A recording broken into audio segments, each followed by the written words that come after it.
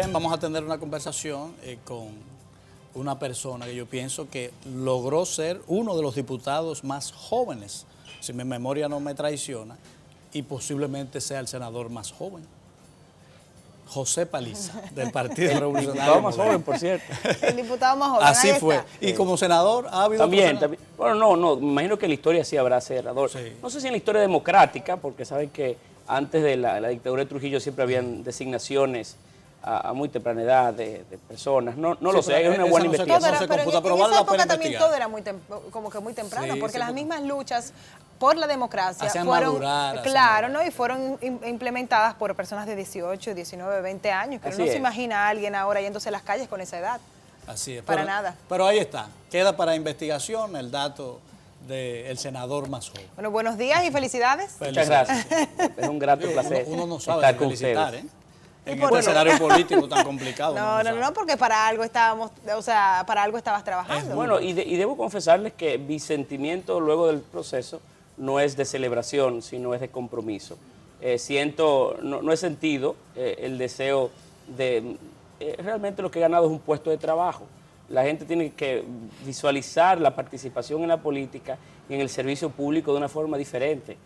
No ha sido un premio el que he obtenido, aun cuando debe estar contento y satisfecho porque la gente acogió una propuesta nuestra, pero la verdad lo que siento es mucho compromiso. Bueno, pero le damos el valor de premio porque ese trabajo te lo otorga el pueblo. Esa es la diferencia. O sea, a mí es un empresario, un grupo de recursos humanos que decidió que yo estuviese en esa posición por intereses privados. Pero aquí entonces estamos hablando de un pueblo que escoge a cada uno de sus candidatos. Vamos a decir que es un método de escogencia por una plaza laboral un tanto más complicada, pero al fin y al cabo es el mismo argumento. El dueño de esta gran empresa, que es República Dominicana, es el pueblo. Y tenemos que quizás acogernos a un método de evaluación diferente. Claro. Me siento sí orgulloso de alguna manera o digamos satisfecho porque habiendo sido diputado del Congreso Nacional y luego electo senador de mi provincia, entonces es de alguna manera un reconocimiento a la labor que hemos venido realizando durante 6 años y la oportunidad que nos ha dado Puerto Plata de crecer en un mundo tan difícil como es el de la política. Definitivamente hay que tocar el tema de que tu participación era difícil en un escenario de casi dominio absoluto del Partido de la Liberación en toda la geografía nacional.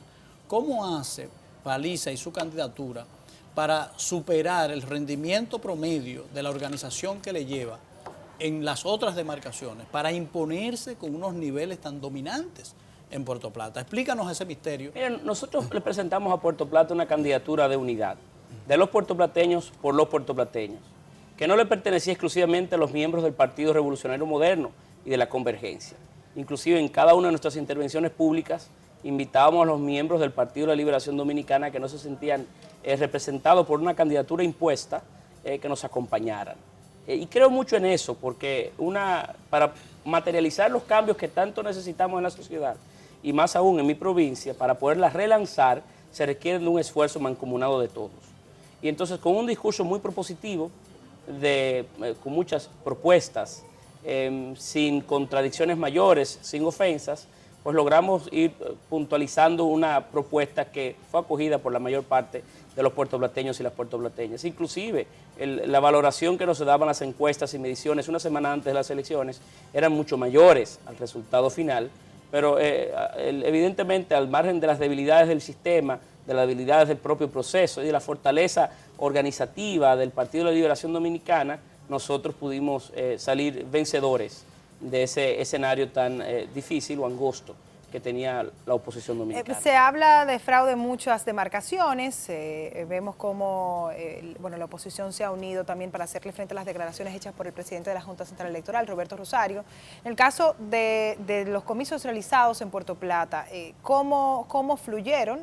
Tenemos informaciones de unas cuantas situaciones. ¿Y cómo te sientes con los resultados de la manera en la que se desarrolló el proceso electoral? Pero yo creo que la República Dominicana vive una brillante oportunidad de abocarnos a un gran proceso de reformas y de fortalecimiento de nuestras instituciones.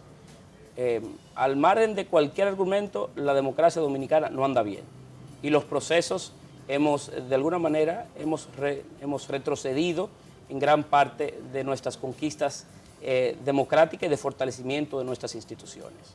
Y creo que a raíz de este proceso electoral tenemos que abocarnos a la aprobación de una vez y por todas de una verdadera ley de partidos, porque nuestros partidos están en crisis, así como también de una ley de garantías electorales o una nueva ley electoral para adecuarla a los tiempos que vive la República y a las realidades del propio sistema y las propias instituciones que se han generado y se han creado posterior a la ley electoral. Al margen de esa realidad también tenemos que abocarnos a fortalecer las instituciones per se. Ahora viene un proceso interesante de renovación tanto de la Junta Central Electoral como de los diferentes tribunales superiores de la República Dominicana, y creo que el país tiene que detenerse por un momento y prestarle toda la atención, quizás más que la que se le prestó a luchas como la del 4%, para forzar que esas reformas sean posibles. Yo soy joven, quiero seguir participando en democracia y quiero seguir participando en política, pero si nosotros no creamos las herramientas, no importando a quién pueda beneficiar en el momento, porque lo cierto de la República y de la democracia es que un grupo hoy está en el poder y mañana no lo estará.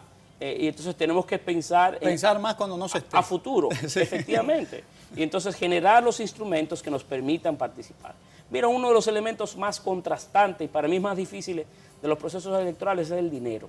El dinero hoy ha terminado siendo uno de los elementos fundamentales de participación en política y el principal limitante para que muchos puedan accesar a participar de política. Claro. Tenemos que regular el proceso para que ese elemento, por ejemplo, no sea un elemento de tanto peso en la decisión o en la participación en política, en cualquiera de las posiciones o la forma que se entienda. Y yo llamo la atención en virtud de tu pregunta, para que nosotros nos aboquemos como país, ¿verdad?, a fortalecer nuestras instituciones democráticas. Para eso, lo que dice, que estoy plenamente de acuerdo, tiene que haber un giro en tu propio partido. Hay una realidad que quedó en evidencia ante la población dominicana de que las elecciones no tuvieron una organización ejemplar y que hubo grandes irregularidades en muchos espacios geográficos. Pero vemos al PRM empantanado todavía en la discusión postelectoral. Lamentablemente aquí hay una cultura del hecho cumplido, en buen criollo, el palo dado. ¿Cuándo harán el giro como institución partidaria a la lucha de esas herramientas que todos reconocemos son una potencial solución a futuro? Lo que el Partido Revolucionario Moderno ha intentado hacer no es otra cosa que presentarle al país los hechos que más característicos de estas elecciones y defender cada voto de cada ciudadano. La gente no entiende la importancia que tiene un voto, ni lo que significa un voto. Al margen de quién pueda haber ganado el proceso, qué resultados pudo obtener tal o cual candidato, la defensa de la soberanía de cada individuo que tiene el poder cada 4 años de ejercerlo y que eso cuente, tiene mucha importancia. Y creo que la labor que hace el Partido Revolucionario Moderno, sobre todo su candidato presidencial Luis Abinader, no es otra cosa que eso.